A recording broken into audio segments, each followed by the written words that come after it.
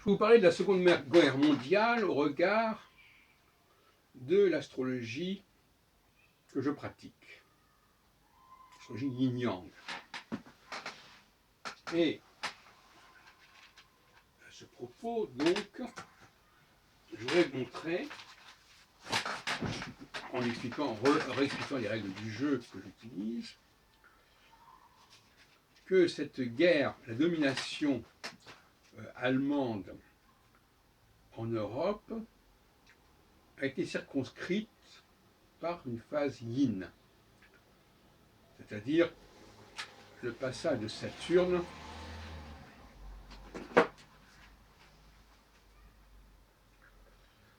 c'est Saturne qui est fondamental dans mon système, de la fin du Bélier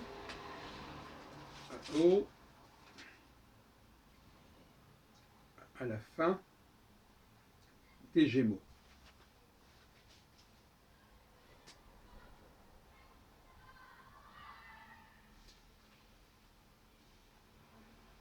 La fin du Bélier, c'est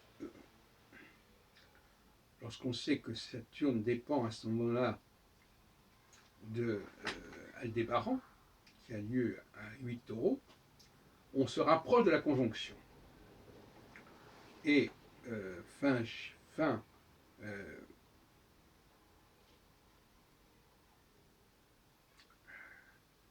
1944, les débarquements, fin Gémeaux, on sort de la conjonction. Ça correspond quand même à 3 ans et demi. Alors, ce qui nous intéresse donc, c'est de montrer que la phase yin conjonctionnelle favorise la constitution d'un empire, favorise l'intégration de nations diverses au sein d'un empire, alors que la phase yang est plutôt axée sur la nation que sur l'empire. Et d'ailleurs, avant cette période de conquérante de l'Allemagne, si on revient par exemple aux accords de Munich, eh bien là on était plutôt dans ce qu'on pourrait appeler un pangermanisme. Il ne s'agissait donc pas de créer un empire, mais de renforcer un pôle national en l'étendant certes, mais en restant dans le domaine de la germanicité.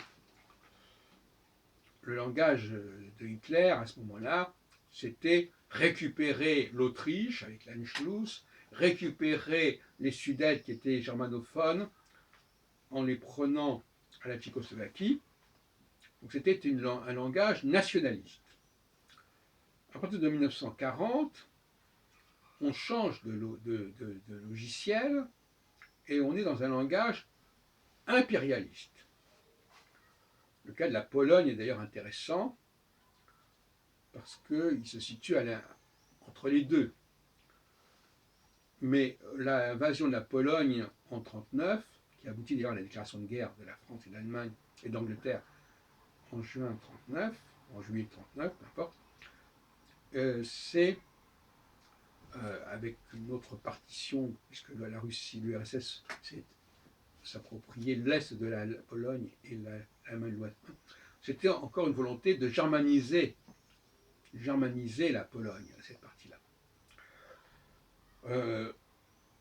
Mais on est déjà dans un processus qui dépasse le cadre historique de l'Allemagne, on pourrait discuter là-dessus. Donc, ce que je veux dire, donc, on a un curseur qui va de yang à yin. Quand on est dans le yang, on est dans le point de vue national assez étroit, assez détriqué même,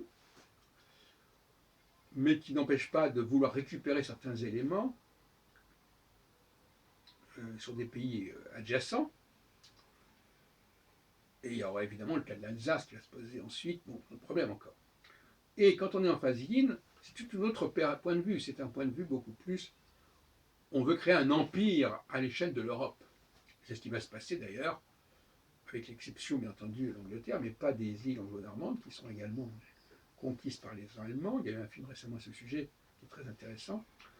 Et par conséquent, on voit qu'on pouvait prévoir la fin de cet empire allemand par mon système yin-yang, en observant à quel moment Saturne entrerait dans une phase yang,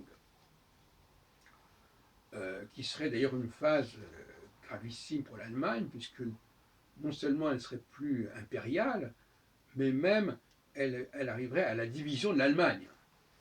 Une Allemagne de l'Ouest et une Allemagne de l'Est. Comme on avait voulu, quelques années plus tôt, diviser la Pologne entre l'Ouest et l'Est. Bon, cette fois-ci, c'est plus entre... voilà. Donc, voilà un outil qui me paraît intéressant. Et donc, j'en rappelle les règles. Il y a la conjonction, c'est-à-dire la conjonction avec l'étoile fixe, avec une des 4 étoiles fixes royales. Mais il y a une orbe d'une vingtaine de degrés avant cette conjonction, avant l'étoile fixe royale, et puis une orbe de 20 degrés après. Et une fois qu'on est sorti de là, on passe dans la disjonction en symétrie. Ce qui fait qu'en gros, la phase,